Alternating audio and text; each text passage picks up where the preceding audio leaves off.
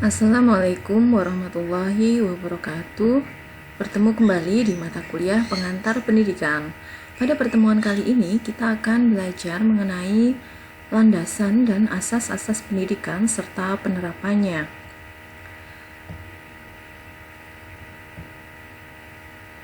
Pendidikan sendiri untuk pertemuan kali ini dibagi menjadi landasan pendidikan, asas-asas pendidikan, kemudian penerapannya. Untuk yang bagian pertama ini akan kita ulas mengenai landasan pendidikan. Landasan pendidikan terdiri dari filosofis, sosiologis, kultural, psikologis, serta ilmiah dan teknologis. Kemudian untuk asas-asas pendidikan ini nanti akan disajikan di bagian yang kedua, yaitu meliputi Tuturi Handayani, kemudian asas belajar sepanjang hayat, kemudian asas kemandirian dalam belajar. Selanjutnya adalah penerapan. Landasan pendidikan.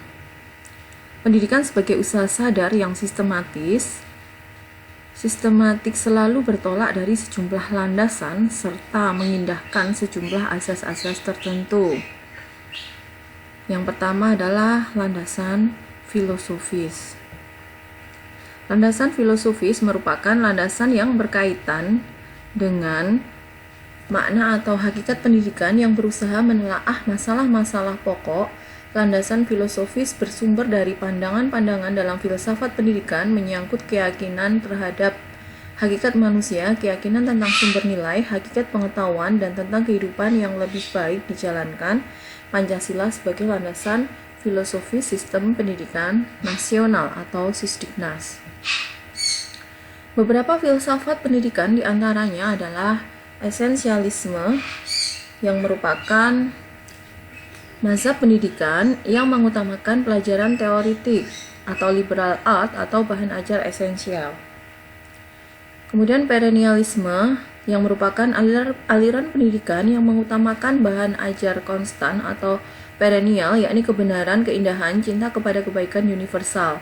Kemudian pragmatisme atau progresisme, aliran filsafat yang memandang segala sesuatu dari nilai kegunaan praktis di bidang pendidikan. Aliran ini melahirkan progresivisme yang menentang pendidikan tradisional.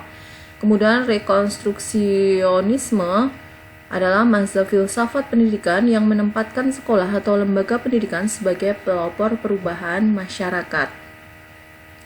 Pancasila sebagai landasan filosofi sistem pendidikan nasional. Pasal 2 Undang-Undang RI Nomor 2 Tahun 1989 menetapkan bahwa pendidikan nasional berdasarkan Pancasila dan UUD 1945, sedangkan ketetapan MPR RI Nomor 2/MPR/1978 tentang P4 menegaskan pula bahwa Pancasila adalah jiwa seluruh rakyat Indonesia, kepribadian bangsa Indonesia, pandangan hidup bangsa Indonesia, dan dasar negara Indonesia. Landasan yang kedua adalah landasan sosiologis. Dasar sosiologis berkenaan dengan perkembangan kebutuhan dan karakteristik masyarakat. Sosiologi pendidikan merupakan analisis ilmiah tentang proses sosial dan pola-pola interaksi sosial di dalam sistem pendidikan. Ruang lingkup yang dipelajari oleh sosiologi pendidikan meliputi 4 bidang, yaitu hubungan sistem pendidikan dengan aspek masyarakat lain, hubungan kemanusiaan, pengaruh sekolah pada perilaku anggotanya, sekolah dalam komunitas yang mempelajari pola interaksi antara sekolah dengan kelompok sosial lain dalam komunitasnya. Masyarakat Indonesia sebagai landasan sosiologi sistem pendidikan nasional. Perkembangan masyarakat Indonesia dari masa ke masa telah mempengaruhi sistem pendidikan nasional.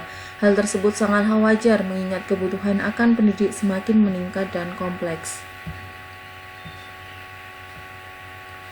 Landasan selanjutnya adalah landasan kultural.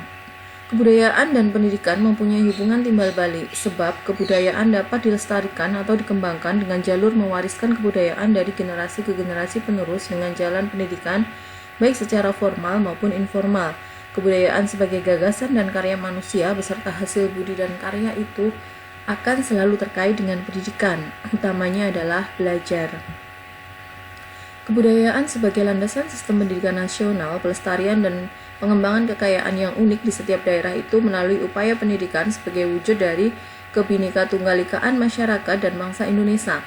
Hal ini haruslah dilaksanakan dalam kerangka pemantapan kesatuan dan persatuan bangsa dan negara Indonesia sebagai sisi ketunggalikaan.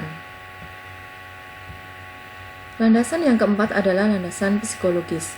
Dasar psikologis berkaitan dengan prinsip-prinsip belajar dan perkembangan anak. Pemahaman terhadap peserta didik, utamanya yang berkaitan dengan aspek kejiwaan, merupakan salah satu kunci keberhasilan pendidikan. Oleh karena itu, hasil kajian dan penemuan psikologis sangat diperlukan penerapannya dalam bidang pendidikan. Sebagai implikasinya, pendidik tidak mungkin memperlakukan sama kepada setiap peserta didik, sekalipun mereka memiliki kesamaan sama-sama peserta didiknya. Akan tetapi, mereka memiliki karakteristik yang berbeda-beda. Penyusunan kurikulum perlu berhati-hati dalam menentukan jenjang pengalaman belajar yang akan dijadikan garis-garis besar pengajaran serta tingkat kerincian bahan belajar yang digariskan. Perkembangan peserta didik sebagai landasan psikologis pemahaman tumbuh kembang manusia sangat penting sebagai bekal dasar untuk memahami peserta didik dan menemukan keputusan dan atau tindakan yang tepat dalam membantu proses tumbuh kembang itu secara efektif dan efisien. Landasan yang kelima adalah landasan ilmiah dan teknologis.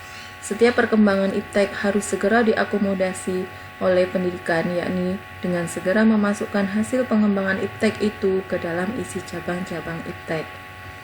Kemudian kebutuhan pendidikan yang mendesak cenderung memaksa tenaga pendidik untuk mengadopsinya teknologi dari berbagai bidang teknologi ke dalam penyelenggaraan pendidikan, seperti yang terjadi sekarang ini. Kemudian perkembangan iptek sebagai landasan ilmiah.